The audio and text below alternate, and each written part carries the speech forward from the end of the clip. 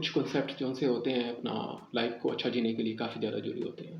कुछ कॉन्सेप्ट्स मैं आपके साथ पहले ही डिस्कस कर चुका हूँ, उनमें से एक कॉन्सेप्ट है tolerance for frustration and discomfort. तो सबसे पहले ये जानना ज़रूरी होता है कि फ्रस्ट्रेशन और डिस्कम्फर्ट होता है क्या है। डिस्कम्फर्ट जो सा अनकम्फर्टेबलनेस जो सा हम अपने शरीर में महसूस करते हैं उसको डिस्कम्फर्ट बोल सकते हैं। नाम ही डिस्कम्फर्ट है कि जो सा हमें कंफर्टेबल ना लगे, उसको डिस्कम्फर्ट बोलते हैं। और फ्रस्ट्रेशन जो सी होती है वो हम दिमाग में महसूस कर सकते हैं, और डिस्कम्फर्ट होता है कि वो हम शरीर में महसूस कर सकते हैं। तो अभी बात करते हैं कि ये जरूरी क्यों होता है कि इसकी फ्रस्ट्रेशन और डिस्कम्फर्ट को की टॉलरेंस को बढ़ाना। टॉलरेंस से मतलब होता है कि हम हमारे में कुछ ना कुछ पावर होती है उसको सहन करने की, उसको और बढ़ाना। क्योंकि अक्सर ये पाया गया कि जितनी भी इमोशनल प्रॉब्लम होती हैं उसमें जो से पर्सन होता है उसकी फ्रस्ट्रेशन और डिस्कम्फर्ट टॉलरेंस कम होती है।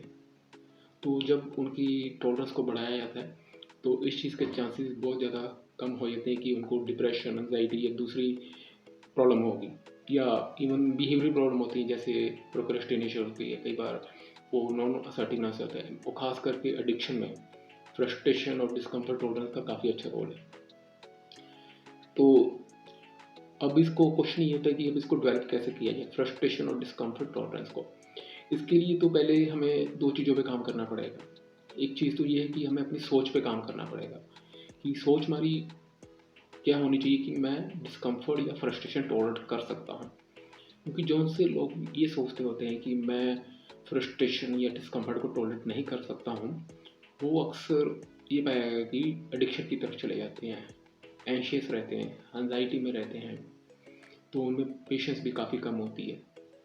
तो इसकी उल्टा जिन लोगों में ये सोच पाई जाती है कि मैं फ्रस्ट्रेशन और डिस्कम्फर्ट को टॉलरेट कर सकता हूँ, इनको टॉलरेट करना मुश्किल ज़रूर है, इसको मैं डिसलाइक करता हूँ, पर मैं इसको टॉलरेट कर सकता हूँ क्योंकि इसको टॉलरेट करना मेरे लिए फ़ायदेमंद है।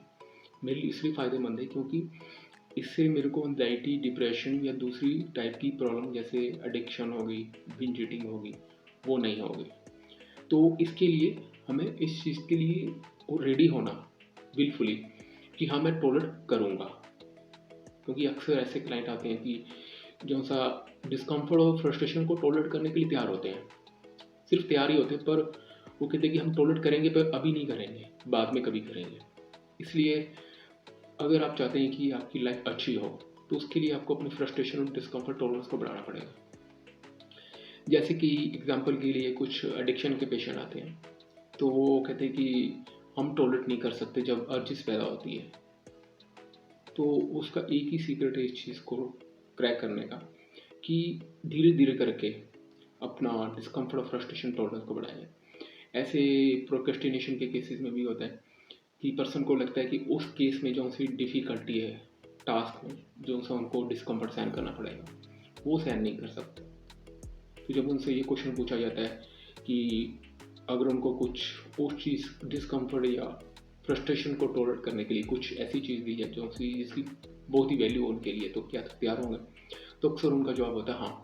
मतलब वो टॉलरेट कर तो सकते होते हैं, पर उनको लगता है कि वो टॉलरेट नहीं कर सकते।